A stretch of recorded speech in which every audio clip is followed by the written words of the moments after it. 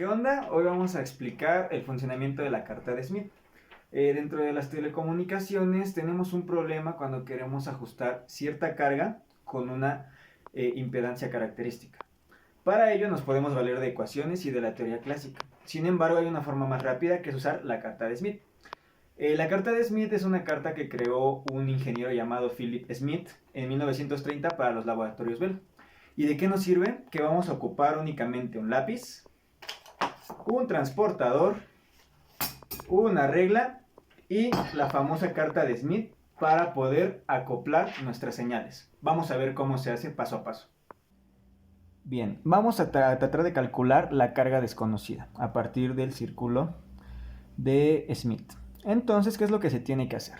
Bien, en la práctica 8 nos dieron datos, los cuales graficamos sobre dos distintas cargas. Una en cortocircuito, que es la de acá arriba, y otra que es la carga desconocida, la cual trataremos de calcular ahora, que es la de abajo.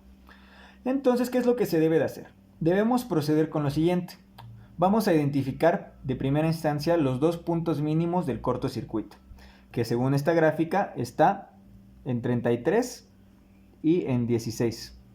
¿Por qué? Esta distancia de aquí a acá, que son los dos mínimos consecutivos del cortocircuito, van a darnos la mitad de la longitud de onda. Entonces, la mitad de la longitud de onda va a ser igual a 33 menos 16. Esto está en centímetros. Por lo tanto, nuestra mitad de longitud de onda van a ser 17 centímetros. Y para obtener nuestra longitud de onda total simplemente multiplicamos por 2. Es decir, la longitud de onda de la onda que estuvo en esta guía es de 34 centímetros. Una vez que obtuvimos eso, vamos a comparar nuestras dos gráficas. Como se pueden dar cuenta, la del cortocircuito y la de la carga desconocida están ajustadas a la par, es decir, el 1 de aquí coincide con el 1 de aquí, el 49 de aquí coincide con el 49 de acá. Una vez más, en centímetros. Ahora vamos a identificar dos puntos. Vamos a identificar un mínimo del cortocircuito y el mínimo anterior de la carga desconocida. Es decir, si yo elijo este mínimo para el cortocircuito, también debo identificar el mínimo anterior de la carga desconocida, es decir, este punto. Si yo hubiera elegido este mínimo para el cortocircuito, tendría que haber elegido este mínimo para la carga desconocida. Entonces vamos a proceder. ¿Qué es lo que se tiene que hacer? Encontrar la diferencia entre el mínimo del cortocircuito y el mínimo anterior de la carga desconocida. Como elegí este, está en 33 centímetros y la carga desconocida está aproximadamente en 26 centímetros. Y vamos a definir esa variable como longitud, que es 33 menos 26, una vez más en centímetros. Y esto nos va a dar un total de 7 centímetros. Así, nosotros sabemos que esta L es igual a una X que multiplica lambda. Lambda la calculamos acá arriba y L la calculamos aquí abajo. Vamos a encontrar esa X. Esa X es igual a L sobre lambda, es decir, 7 centímetros sobre 34 centímetros. Y entonces, haciendo la operación, nos va a salir que la X es de 0.2058. Estos datos nos van a servir para calcular gráficamente. Vamos a hacer primero el cálculo analítico y ver si coincide. En la práctica 8 también encontramos nuestro SWR, el cual fue aproximadamente de 4.57, que llevándolo al valor más cercano sería ¿cuánto? 0.6.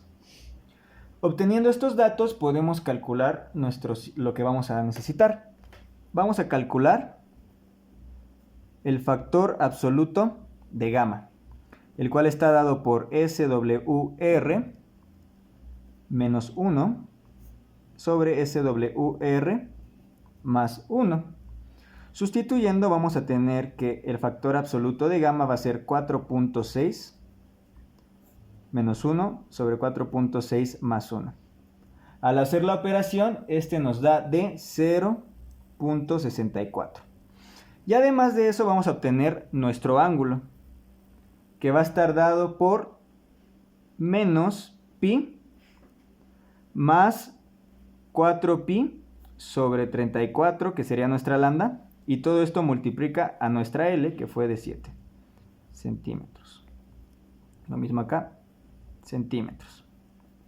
Y esto nos va a dar en radianes, que es menos 24.87. O en ángulo hexagesimal, menos 328 grados. ¿Para qué nos sirven este factor y este factor? Ambos factores nos sirven para sacar el número gamma, donde esta va a ser la métrica, es decir, 0.64, y el ángulo va a ser a lo que va a estar elevado a nuestra exponencial compleja, es decir, 24.87 radianes.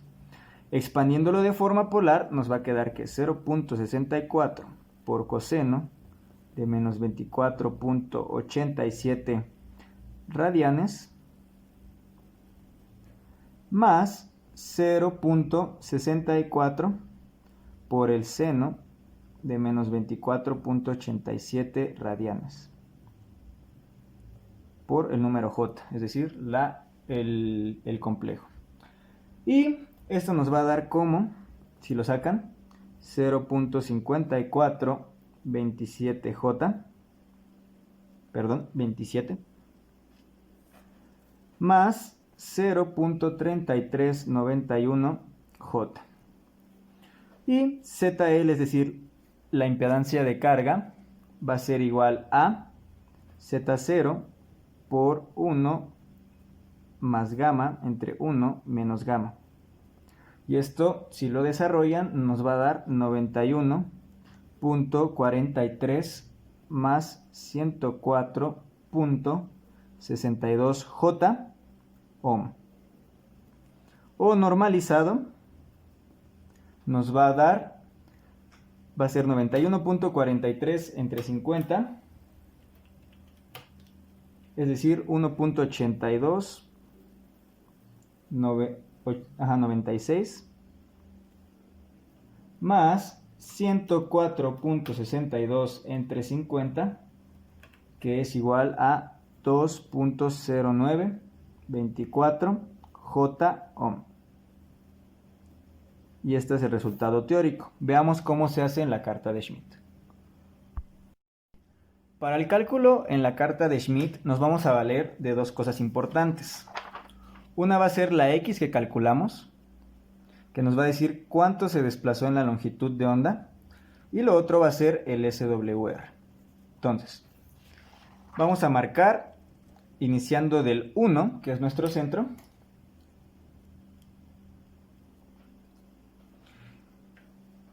y en la parte de abajito viene una referencia para encontrar nuestro SWR. Vamos a ver hasta dónde llegan 4.6. Es aproximadamente aquí. Nos vamos a ir a nuestro 1, nuestro centro unitario, y vamos a marcar un círculo con el radio del SWR deseado.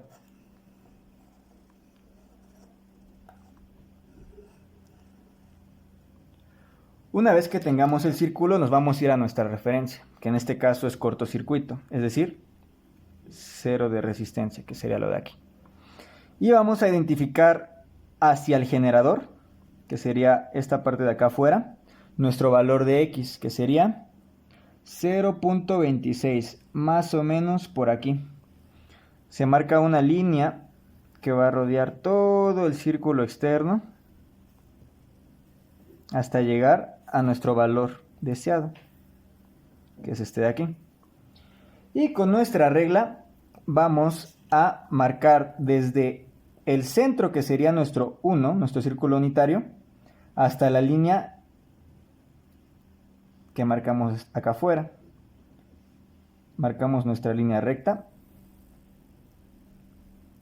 Y el punto en el que coinciden estas líneas con el círculo que marcamos con nuestro SWR deseado va a ser nuestra impedancia de carga, que voy a acercarlo. Como se puede ver, es aproximadamente en el círculo 1.8 y aproximadamente en la línea 2. como se puede observar ahí. Aquí está el 2 y el 1.8, que sería el círculo que conecta con esto de aquí. Entonces, tomando esto en cuenta, nuestra Z experimental, o más bien calculada con el círculo de Schmidt, con la carta de Schmidt, va a ser 1.8 más 2J, pero esta está normalizada. Para encontrar la no normalizada, simplemente multiplicamos la normalizada por la Z0, es decir, por 50. Y haciendo lo propio, vamos a obtener que la carga desconocida es de 50 por 1.8, que serían 90, más 2 por 50, que serían 100 ohms. Finalmente vamos a observar cómo se hace en el software Schmidt 4, que es la versión 4.1. Así que aquí está, es patrocinado por la Universidad de Berna en Suiza.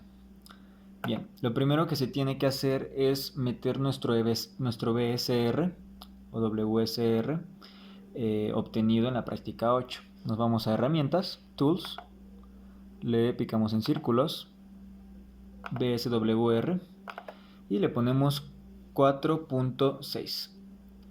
Lo insertamos y vemos que se marca nuestro círculo. Le damos en OK. El siguiente paso es poner nuestra referencia. Nuestra referencia en este caso fue el cortocircuito. Por lo tanto, vamos a poner nuestra frecuencia, que si se calcula, recordemos que la frecuencia es la velocidad de la luz en el vacío, 3 exponente 8, o por 10 a la 8, sobre la longitud de onda obtenida, que en este caso fue de 34 centímetros, es decir, 0.34 metros. Con eso nos da 0.882 gigahertz, es decir, por 10 a la 9. En la parte real es 0 porque es cortocircuito, en la imaginaria es 0 porque es cortocircuito, y vemos que en efecto se pone aquí. Finalmente ponemos nuestra línea de transmisión, la impedancia de referencia, que es 50, y aquí vamos a incluir nuestro término de X, que fue de 0.25. Lo mismo acá, 25. Le damos en OK y nos va a marcar nuestra línea de transmisión que termina aquí. Para obtener nuestro punto simplemente deberíamos hacer una línea imaginaria que una este punto con el centro del círculo. Vamos a hacerlo a ojo de buen cubero para más o menos aproximar. Y nos vamos a dar cuenta que el valor que se lee en esta parte de aquí es más o menos el que tenemos. Vamos a poner una regla para que sea de mejor manera. Tenemos aquí el punto central y acá arriba este puntito. Entonces vamos a bajarlo a donde debería de ser, más o menos aquí, ¿vale? Poniendo los datos de esa forma, nos vamos a dar cuenta que el valor de la impedancia de carga es 89.46 más J103.08, muy aproximado a el valor teórico.